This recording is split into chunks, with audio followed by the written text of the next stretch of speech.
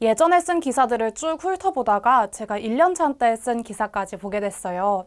그때는 주식 붐이 일어나기 전이었던 2019년 가을이었고요. 저는 펀드팀에서 공모펀드와 사모펀드 취재를 담당하고 있었습니다. 지금이야 SPY든 삼성전자든 종목을 골라도 내가 골라서 투자하겠다, 이런 직접 투자가 대세가 되긴 했지만 전문가에게 돈을 맡기는 간접 투자도 한때 인기였습니다. 보통 그 장이 대세적으로 상승하는 상승장에는 직접 투자가 인기고요.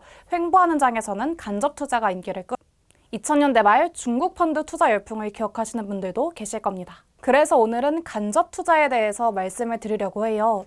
투자 난이도가 굉장히 높아진 시장에서 간접 투자도 고려해 볼 만한 방법이라고 생각합니다. 또 연금저축펀드나 IRP에서 정말 다양한 공모펀드를 보실 테니까요. 어떤 상품이 좋은 상품인지 구별하는 기준도 알려드릴게요. 증권사는 무엇으로 돈을 벌까요? 주식 매매 수수료로만 1년 장사를 끝내는 건 아닙니다. 이런 위탁 매매 말고도 고객의 자산을 관리하고 또 자금이 필요한 기업과 투자자를 연결해주고 또 자기 자본을 운용함으로써 수익을 내요. 또 증권사는 상품을 자체적으로 만들어서 팔기도 하지만 자산운용사가 만든 펀드를 판매하는 역할도 합니다. 연금저축계좌, 퇴직연금계좌도 증권사에서 만들 수 있죠.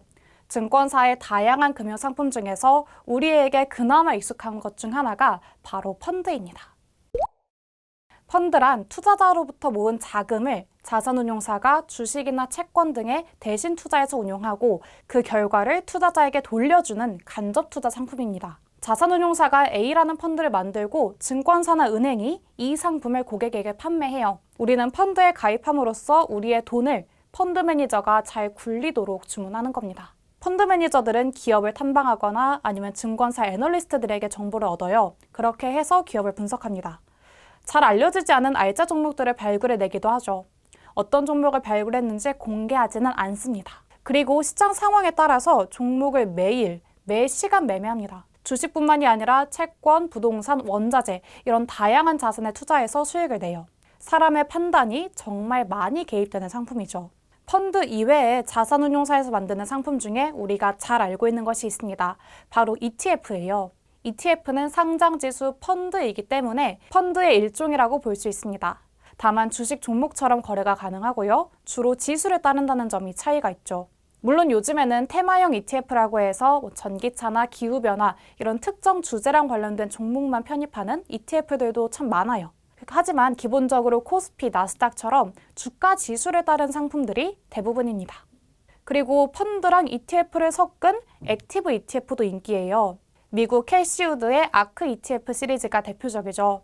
장 내에서 주식처럼 매매할 수 있는 펀드이면서 종목을 선정할 때 펀드 매니저가 개입합니다. 그 펀드를 운용하는 펀드 매니저가 어떤 종목을 사고 팔았는지는 보유 종목에서 우리가 확인할 수 있다는 것도 장점입니다.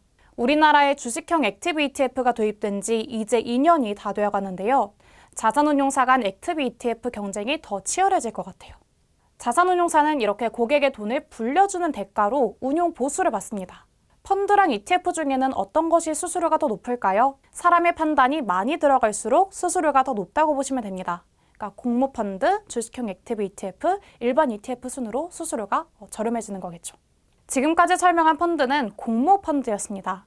이와 반대로 사적으로 50인 미만의 투자자를 비공개로 모아서 그들의 자금을 운용하는 펀드는 사모펀드라고 부릅니다. 일반 투자자가 사모펀드에 투자하려면 최소 3억 원 이상이 필요합니다. 이건 법으로 정해져 있는 내용이에요. 이렇게 만들어진 펀드는 일반 주식계좌로 살 수도 있고요. 혹은 퇴직연금, 아니면 연금저축계좌, IRP 계좌로도 살 수 있습니다. 자, 펀드 매수 화면에 들어가 보겠습니다. 그런데 한 가지 장벽이 있어요. 펀드 이름이 너무 길다는 거죠. 피델리티 글로벌 테크놀로지 증권 자투자 신탁 주식 재간접형 A 한국밸류 10년 투자 증권 투자 신탁 1 주식 AE 미래에셋 우량 KP 채권 증권 자투자 신탁 UH 채권 파생형 CA 이름만 봐서는 어떤 상품인지 잘 모르겠습니다. 그런데 ETF처럼 공모펀드도 이름을 지을 때 일정한 법칙이 있어요. 오히려 그 법칙만 알고 있다면 이름만 봐도 어떤 자산운용사가 만든 상품이고 어디에 투자하며 수수료는 얼마고 주식 비중은 어떻게 되는지까지 알 수 있습니다. 하나씩 뜯어볼게요. 피델리티, 글로벌 테크놀로지, 증권, 자, 투자신탁, 주식, 재간접형, A 이렇게 나눠보겠습니다. 참고로 이 상품은 제가 퇴직연금에 갖고 있는 상품이에요. 첫 번째, 펀드의 이름은 이 펀드를 만들고 운용하는 자산운용사의 이름으로 시작합니다. 그러니까 이 상품은 피델리티가 만든 상품이죠. 피델리티에 소속된 펀드 매니저가 이 펀드를 운용합니다. 두 번째, 글로벌 테크놀로지. 어디에 투자하고 있는지가 여기에서 드러납니다. 글로벌 기술 기업에 투자하고 있다는 의미겠죠. 그런데 이 부분은 컨셉만 보여주는 경우가 있기 때문에 어디에 투자하는지는 투자 설명서를 꼭 읽어봐 주셔야 됩니다. 세 번째, 펀드가 투자하고 있는 자산을 보여줍니다. 이 펀드는 증권이라고 표시되어 있죠. 펀드 자산의 50%를 초과해서 주식, 채권 혹은 주식과 채권에 동시에 투자하는 펀드입니다. 만약에 이 부분이 부동산이라고 되어 있다면 펀드 자산의 50%를 초과해서 부동산에 넣고요. 특별 자산이라고 되어 있다면 원자재나 농산물에 투자했다는 것을 의미합니다. 그리고 혼합 자산이라고 써 있다면 앞서 말한 그 자산들을 혼합해서 투자한 것이고요. 네 번째, 자라는 글자는 아들 자자를 의미합니다. 그러면 모도 있겠죠?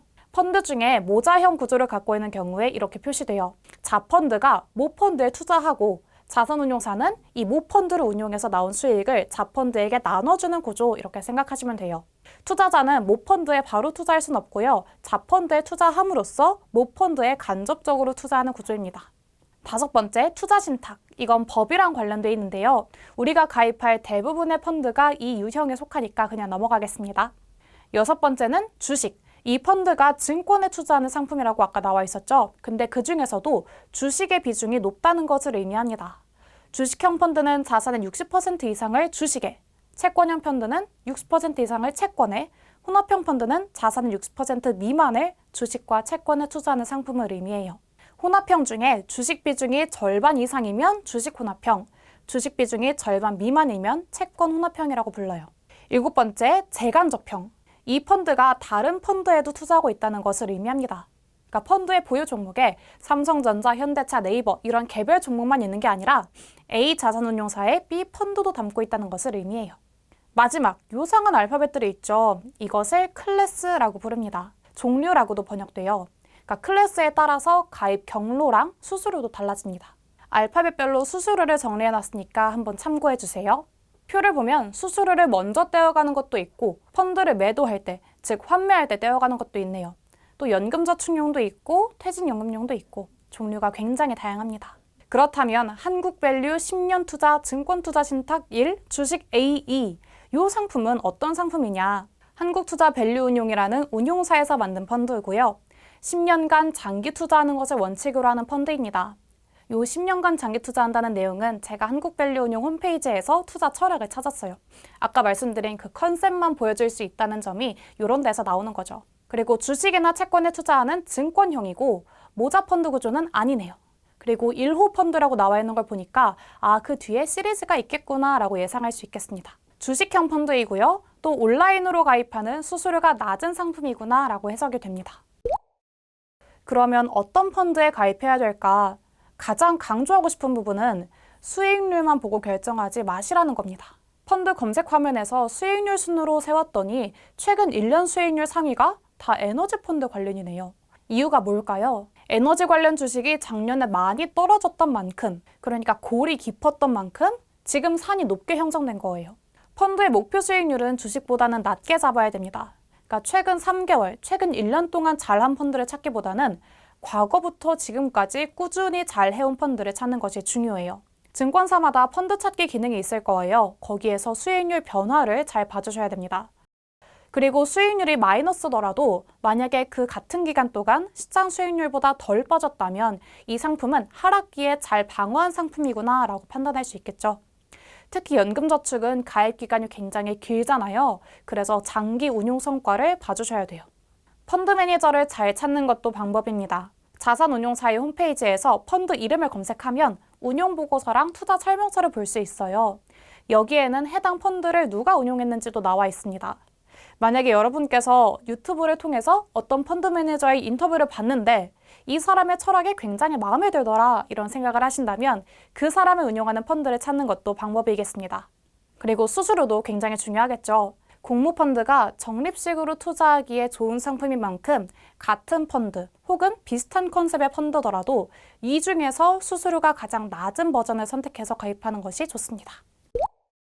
직접 투자가 대세이지만요. 이런 분들께는 공모펀드에 가입하는 것도 대안이 될 수 있겠습니다. 내가 주식 투자를 2년 동안 해봤는데 정확한 매매 원칙이 없어서 돈을 자꾸 잃는다. 주식 이외에 채권이나 부동산처럼 다른 자산에 투자해보고 싶은데 잘 모르겠다. 찾기도 귀찮다. 나는 수수료를 조금 더 내더라도 사람한테 맡기겠다. 그런데 투자 가능한 돈이 엄청 많은 건 아니다 하시는 분들은 공모펀드를 매달 일정한 금액으로 매수하는 방법 괜찮을 것 같아요. 많이들 퇴직연금으로 ETF를 매수하라 라고 조언을 해주시는데 이 말이 ETF를 매수하는 여러 방법 중에서 퇴직연금 계좌를 사용했을 때 세금이 가장 낮다 이런 의미이지 퇴직연금으로 ETF만 매수해야 된다? 이건 아닙니다.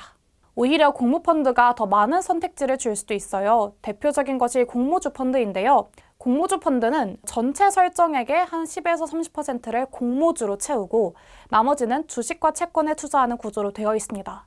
공모주 시장이 활성화될수록 높은 수익률을 얻을 수가 있는 거죠. 그런데 공모주 펀드는 ETF 버전은 없어요. 공모펀드에만 존재하는 상품입니다.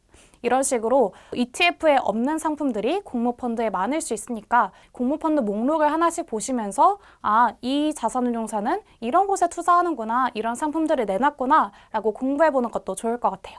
그리고 퇴직연금이나 연금저축계좌에서 지수형 ETF로 포트폴리오를 만들긴 했는데 이게 맞는지 확신이 잘 안 서는 분들도 공모펀드 화면을 한 번쯤 봐주시면 좋겠습니다. 이렇게 공부하기 50번째 영상이 끝났습니다. 재생 목록을 채워가는 재미가 굉장히 쏠쏠한데요. 좋아요, 댓글, 구독, 알림 설정은 언제나 힘이 됩니다. 감사합니다.